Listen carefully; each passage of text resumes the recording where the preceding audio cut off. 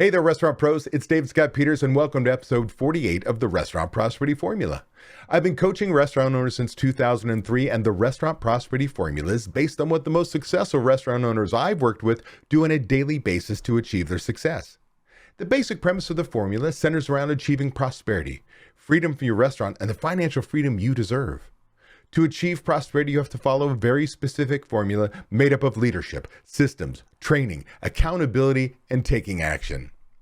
Today's topic centers around the story of one restaurant owner who changed his life for the better through learning to tie all of his systems together, but more importantly, that by adding management, he was able to get his life back and still make the money he deserved. Now, I want to tell you about our guest today, Matt Jacobs, owner of Ben Franklin's Taproom Grill in Newcastle, Pennsylvania. Matt, his dad, and brothers opened a convenience store about 6 years ago with a small amount of food, but due to the state of Pennsylvania changing some of the laws, it resulted in a lot of competition that was created almost overnight. So they decided to go full service restaurant, go for the business side being the restaurant instead of convenience. After spending about 2-3 years mudding through not knowing what to do, Matt started on a path to make real change in his business, to take control. Listen in as he shares with us the incredible changes he made and how he got his life back. But first, a word from our sponsor. This episode is being brought to you by Repeat Returns. If you're a restaurant owner of a medium to high volume independent restaurant, multi-unit or franchise operator, and you're looking for a proven and realistic solution to attract, grow, and retain customers, then you need to visit Repeat Returns. Repeat Returns is a modern marketing platform created by a restaurant owner for restaurant owners. It studies each customer's habits and patterns, predicts the most profitable outcome for your restaurant every single day, and deploys the marketing to make that happen. You'll never lift a finger. To see if Repeat Returns is right for you, visit repeatreturns.com/DSP. Matt, I'm so excited to have you, and I really appreciate you joining me today. I'm happy to be here. Excellent.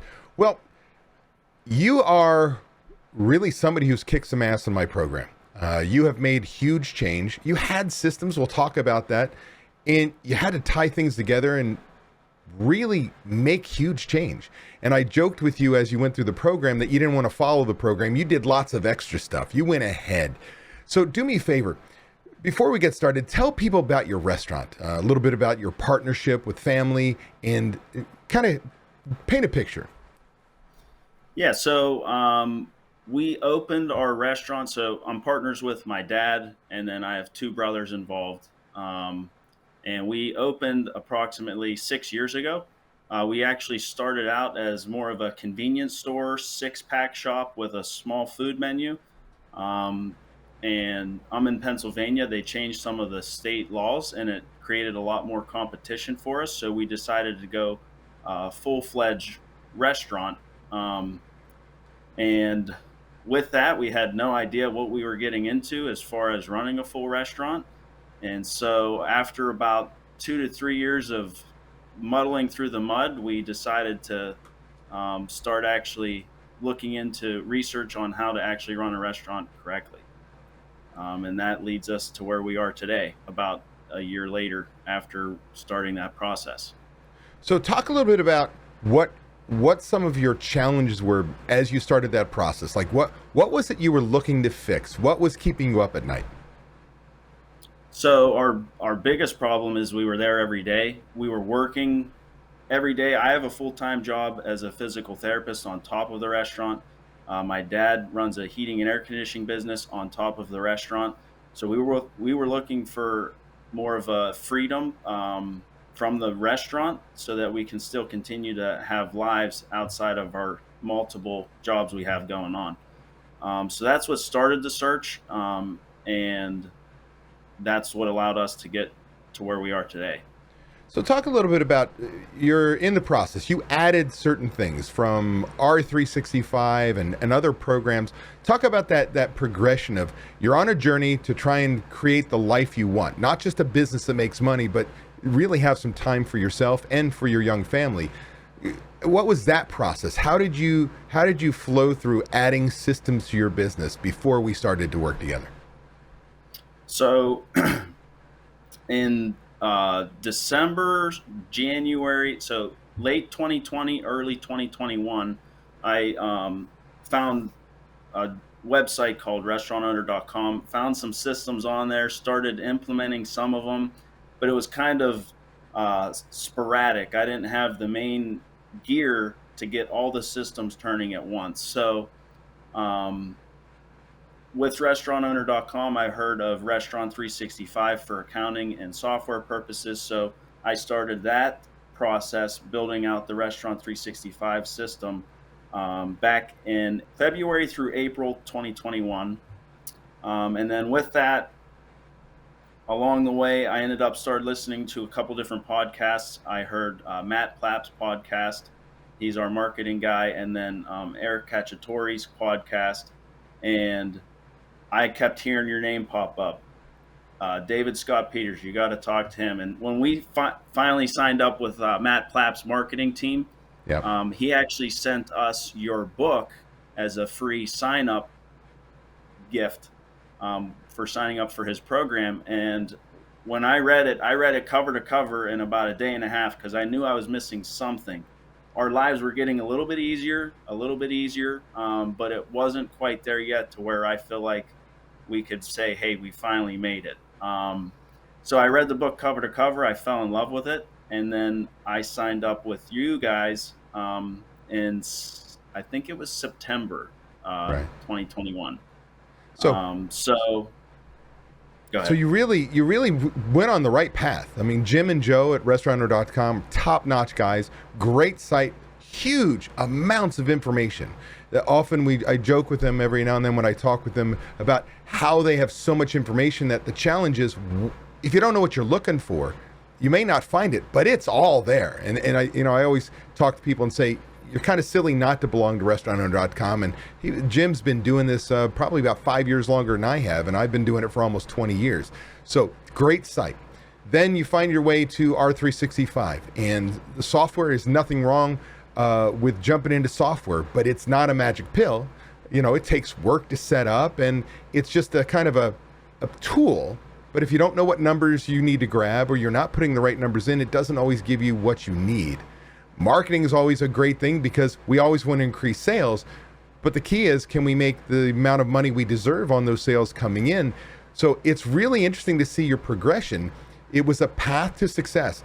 We talk about in our group much about the fixed mindset versus growth mindset. Fixed mindset, people say there's a problem in front of me. This is the cards been dealt with. Heck, it was the government's fault. It was my vendor's fault, my employees, my customers. Whereas somebody with a growth mindset has the same challenges, but man, I can outlearn it. I can outthink it. I can outspend it. You will find a way to make it work.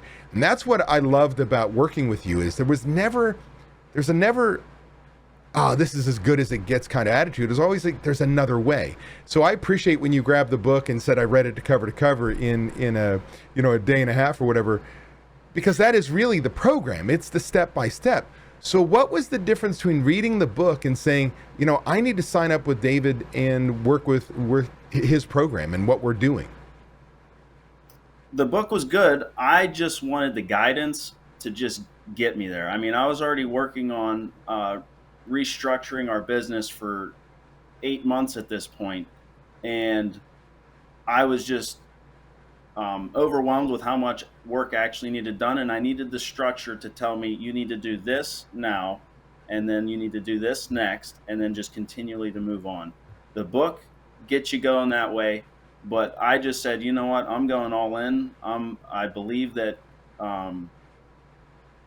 he can help me do this, and that's what made me want to sign up. And then also, after I met with you in the introductory call, you spoke about an implementer and needing an implementer, and I thought that was a great idea to have one.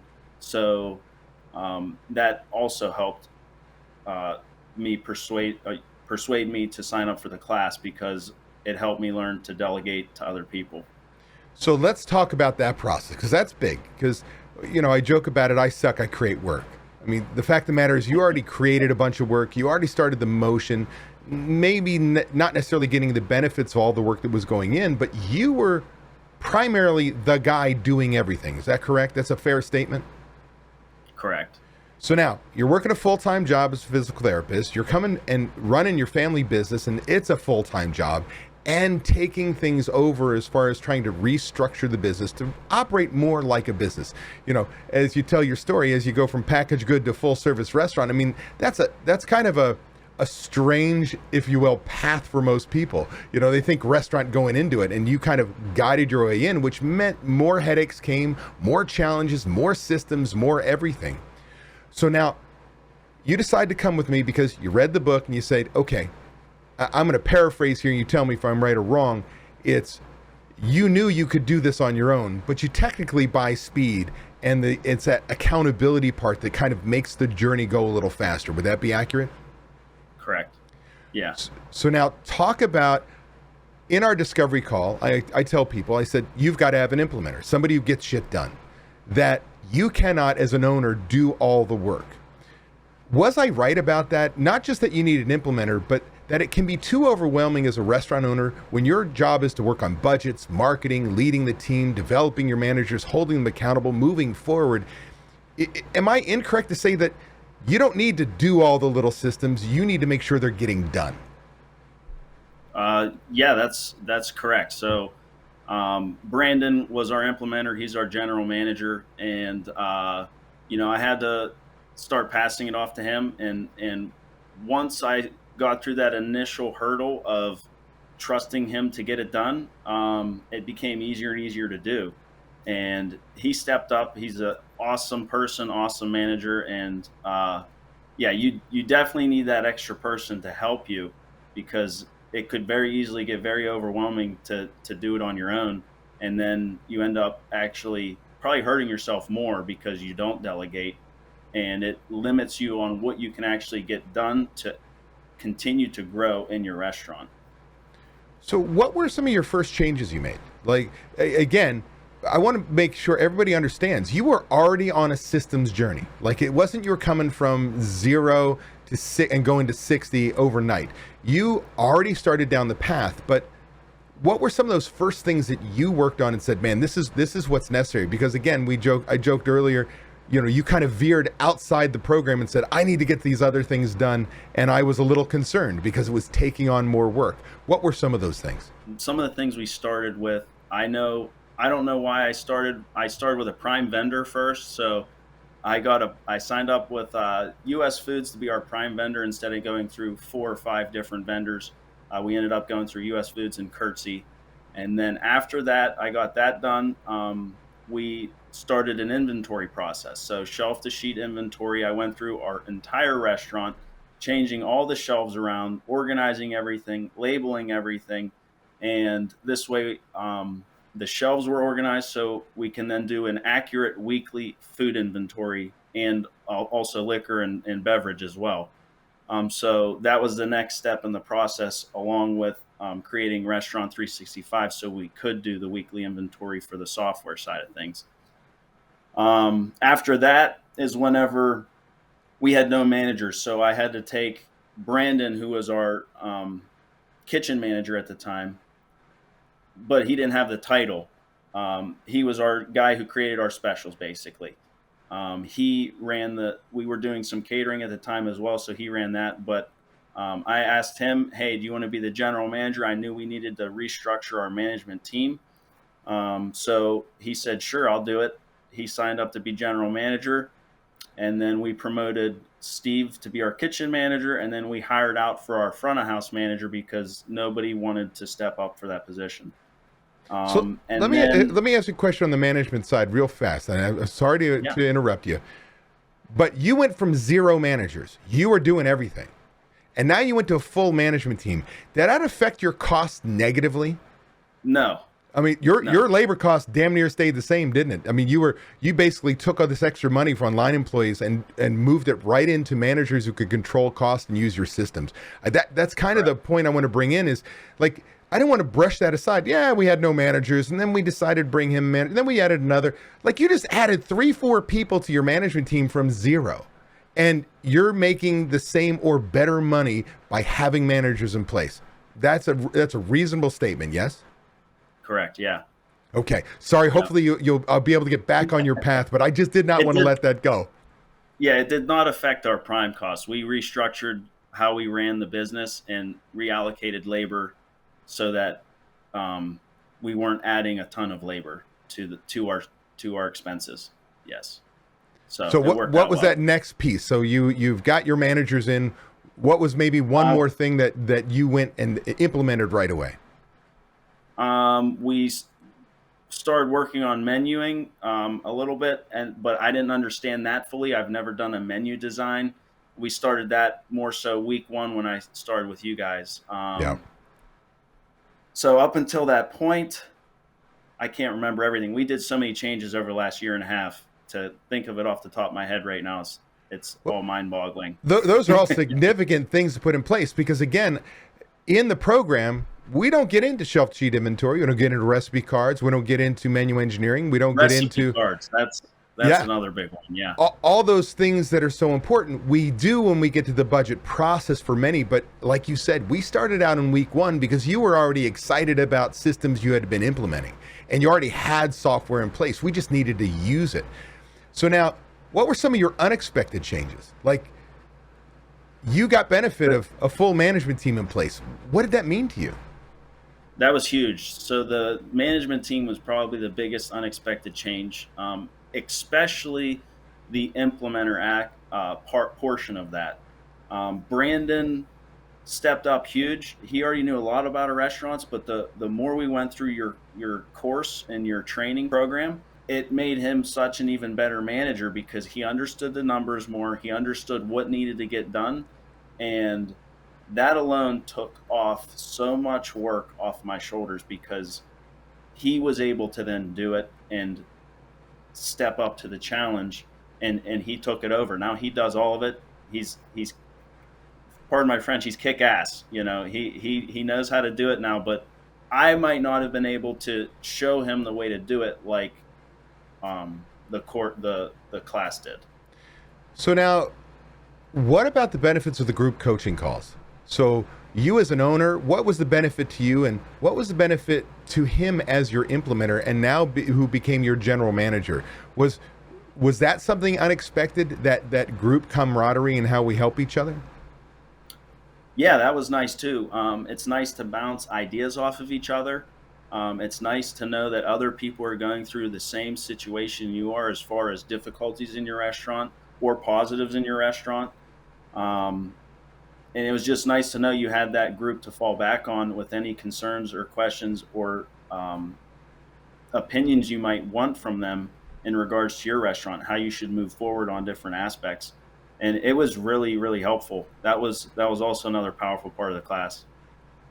So talk to me a little bit about what does life look like now? Again, I don't want to make people think that we changed your life as far as financially. For all intents and purposes, your prime cost stayed about the same. The difference being is you added a full management team, which meant you trimmed other fat from the prime cost, from food cost to labor cost dollars, and we're able to funnel those into management. But having a full management team in place now, going from working your full-time job and full-time every day in the restaurant, what is life like for you now? A lot better. So I am able to have time with my family. I'm able to relax more. I don't have to go in every single day like I used to. If I wanted to, I could take a couple days off without having to worry about it as much as I did prior because I know Brandon, Steve, or Ricky Joe's running the place right. Um, I'm spending a lot less time in the business. I'm now working on the business to grow it. So those are all ways that it has helped me. I'd say the biggest improvement is I have time to grow it like I want to instead of working in it, working on the shifts, working as an expo or a dishwasher filling in or even floating as a manager. I have time to work on the marketing aspect, the, Facebook, Instagram, that sort of thing. So it helps. I'm one of those people that can't just take time off. I have to continue to work and grow. So I reallocated the time for growth more than working in the business. Well, it's much better. Instead of working a $15 an hour job, to save $15 an hour, you're working strategically on your business and growing it. Especially in a time where we've got the, you know, costs that are going out of control. We've got labor costs that's gone up. We've got the great resignation. You're in a small town, but none of these things have affected you to a point where you're frozen or blaming anybody. You are still growing, you are still operating, and you have a life. I think that's pretty amazing. And that goes to, is a testament to the leader you've become for your business. You already were driven, but it's almost as if all you needed was being pointed in the right direction and a little nudge. Yes, exactly. And it not only affected my time, but also Brandon, our general manager. He was working 60, 65 hours a week for us. He was doing that for 2 years just to help us get along. And now he's down to 45 hours a week, and he couldn't be happier either. And that's what really makes me happy, is it not only benefited our lives, but it also benefited our employees' lives. That's fantastic. Let me ask you this. Is there anything that you could tell somebody who's looking at the program right now? You know, what would you tell them and say, don't do it, run like hell, or you're in? What would you tell somebody who's looking at the program right now? I would say you'd be crazy not to sign up, but you have to be willing to do the work, because it's only worth as much as what you're willing to put into it. That's what I would tell them. Yeah, it is. I suck, I create work. I mean, there's no doubt. No matter how paced the program is, there's a lot. And that change in company culture can be very difficult. And this is, again, why I'm so thrilled to have you on today, is that culture change in your business never had a negative effect. You always presented it in a way that you got buy-in from your team, as well as family, which we didn't really talk about. Let me just touch on that real quick. How did that help your relationship with your dad and your brothers in the business, making these kinds of changes? Because it's a big deal. Oh, it's significantly better. You know, we would always get in arguments just because we're burnt out and working too much.